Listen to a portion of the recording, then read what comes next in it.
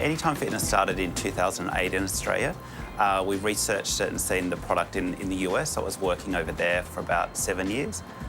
Did a road trip from Minneapolis to Chicago and just visited franchisees to make sure the product was going to work here. We were pretty confident it was, but we didn't expect it to grow to 450 locations. That'll grow to about 500 locations in the next 18 months. So that'll sort of be capacity for Australia with our population. We've got 250 franchisees. Our group turnover is 290 million, which makes us the largest health club brand in Australia by number of members, revenue and locations. So it's been a big ride. I grew up in the fitness industry. We used to get picked up from school and Mum and Dad would take me to their gym. Back then, gyms were all casual. You paid $5 for a visit. So from there, I kind of grew through that. Had an interest in business, so did a business degree.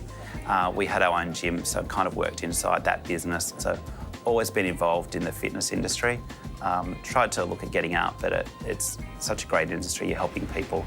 And then franchising is great because you're helping people in business as well develop and have freedom. So the growth started quite slow in the early years. We really focused on just trying to sell franchise territories as a franchise organisation and getting the first 10 locations open. So once that was achieved, we kept growing. Current franchisees were getting great success, so they actually then started buying more locations and really focused on just the growth of getting more locations open as we were growing.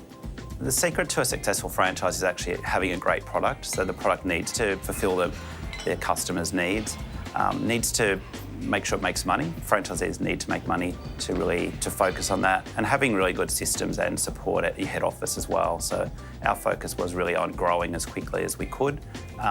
We opened 100 locations in 1 year, which is quite huge in franchising world. A lot of brands will just open one a month. So we really focused on that growth and getting to the market as quick as we could.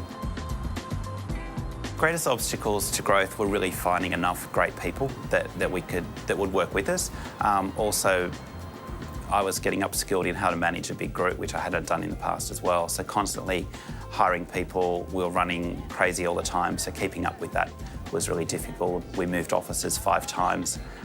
So really just running all the time and keeping on top of everything. I suppose the biggest thing for me was making sure to be successful was people would know Anytime Fitness as a household name, which I think they're starting to now. People kind of go, oh, there's one there, there's one there. So for me, that's part of the success is the brand is well regarded in the community. Anytime Fitness has been very successful in Australia. I think it was the right time at the right place. It was kind of the tough economic times when we first started, so property was a bit easier to locate.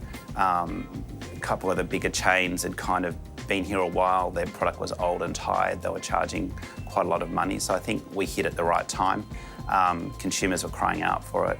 We also work in regional towns, so we can go into smaller towns and our product works really well. So I think that's enabled us to grow across the whole country.